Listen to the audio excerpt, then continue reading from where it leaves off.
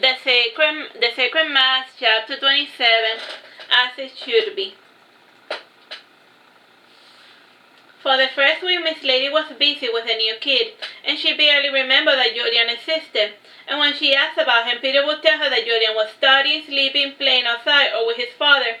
After the second week, Miss Lady realized that her son was gone, and this triggered one of the few major arguments she had with Peter, and she angrily shouted at him about keeping this a secret while Peter could do nothing but apologize. And Peter wanted to call King Leon to mediate, but Miss Lady refused to involve him. Leon was a king after all, and he couldn't neglect his kingdom over a petty domestic dispute. And after calming herself, Miss Lady got dressed, and she left her newborn with Peter and the wet nurse. And she was going to try to reason with Gregory, and as she approached Caron's home, she heard Julian laughing, and when she looked to the gate, she saw Julian play fighting with his father with wooden swords. And Gregory would limit himself to parries and block, while Julian sometimes would poke at his father with a blunt sword. And she came to see Regis, and she gestured to him to open the gates. And Regis did not open the gates, rather he regarded her with a cool expression of disdain, almost disgust even. For the past 2 weeks, Julian described the types of suffering he had endured at the hands of his evil mother and wicked stepfather, and he painted them as two thieving bastards who pretended to care for Julian to get money from Liam. And Caron already had a first-hand experience of Julian's manipulative ways, and he knew not to take everything that Julian said seriously. And Gregory believed every single word, and for the sake of peace, Lord Siegfried had instructed the servants not to allow Miss Lady or Peter to take the child without Gregory's permission. And Regis said to Miss Lady, "Go take care of your baby, Miss Lady." "But Julian," yelled Miss Lady, "Julian, Mommy's here." And Julian said to Gregory, "Do you hear something?" "Not really," said Gregory, also pretending not to hear Miss Lady. "Julian," said Miss Lady, crying, "Mommy's here. Please don't ignore Mommy." Julian turned to look at his mother, and Miss Lady smiled gleefully, and then he said with a childish smile, "I don't know that woman. Regis sent her away." And Julian yelled long enough for his mother to hear, "Mom, let's continue playing with swords." And Gregory pouted for a second before forcing a fake smile, and he didn't like that Julian was calling him mother. And Julian had been testing Caron's family unit, and he wanted to say where he could fit into the entire scheme. And his first test subject was Caron, and Julian tried to manipulate Caron the same way he did with his father. And Caron at first had gone with whatever Julian wanted, but then he started putting his foot down to protect Gregory from his scheming son. And Caron was onto him, and so was Lord Siegfried, and whenever Julian misbehaved, Lord Siegfried would take the boy to the tea room to have a long, boring chat about feelings. And Caron's punishment was far more insidious, and he knew that Julian wanted to have more access to his father, so he would give Gregory long, pointless tasks to keep him from paying attention to his son. After a week of this, Julian said to Caron, "Well played, little ogre, well played." "This isn't a game, Lord Julian," said Caron sternly. "And why do you insist on bullying your own father?" "I don't bully him," said Julian, offended at the very idea. "You lie to him, you coerce him through guilt, and you pretend to be hurt and when you're not. You do many things just to get him to do what you want, and you talk down to him, and from my perspective, you are bullying your father, Julian," explained Caron.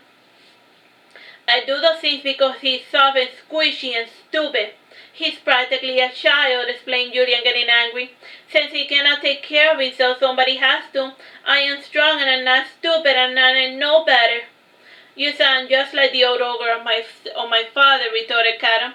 "And what will you do, little Julian, when you tower over your father? Will you slap him if he refuses to do what you say? Will you lock him if he tries to escape? Will you pluck his wings and kick him as if he's your pet parrot?" "No," said Julian, shrinking into himself. "Gregory's an adult, and more importantly, he's your father. You need to respect him, even if everyone else disrespects him," lectured Caron. "Okay," said Julian, lowering his head. And Gregory ran off to see what was wrong with Julian, and he cradled his son, and then he asked Caron angrily, "What do you do to Julian?" "Nothing, father. I'm just really sad, that's all," said Julian, starting to cry. And Gregory started pacing the house back and forth, carrying his child, and while he tried to soothe him, and Julian cried for his poor father for a while, and the small child had come to realize why Gregory was soft and squishy. And after an hour of crying, Julian finally settled down, and Gregory, smiling sadly, asked, trying to guess at the problem, "Do you miss your mommy?" I can take you to see her if you want to, my heart. No, I hate her, protested Julian. That woman is not my mother. You are my mother. Gregory started laughing after hearing this, and Julian insisted, I am seriously, mother. You are always more of a mother to me than that woman. Yes, she fed and clothed me, but there was no love, just guilt. And I never felt that she truly cared about me, and I want to live with people who truly love me, mother. And from then on, Gregory embraced the idea of being a mother to Julian, and after having a family meeting, it was agreed that Julian would only see Miss Lady if she felt like it. And as for Peter, the entire household had believed Julian's lie regarding his physically abusive stepfather, and since his lie had gotten Julian what he wanted, he was in no hurry to tell the truth. On the second week, Julian's misbehavior corrected itself, and since it was summertime, he was on break, and he was finally spending as much time as he wanted with his father Gregory. And Julian was still a bit uncertain about the Caron situation, but at least they had a mutual respect for one another. And Miss Lady tried calling to her son, but Julian ignored her, as did everyone in the household, and Allan made a sudden appearance into the garden. And Lord Siegfried asked Allan, by the gods, Allan, how is Sunshine? You did not shed back, so I assume the worst. Sunshine is fine, said Allan, pensive, and he wants to try to get back to his work after his accident, and I do not want to depart till he's fully recuperated. Bless your soul, Allan, said Lord Siegfried happily. So what did I miss while I was away? Asked Allan, looking about. Nothing important, just a little custody battle between Miss Lady and Gregory, said Lord Siegfried disdainfully. Allan, take pity on me, protested Miss Lady. I have always taken good care of Lord Julian, and so has Peter. Look into my mind, you know that I'm telling the truth. Don't you have a daughter to take care of? Asked Allan disdainfully.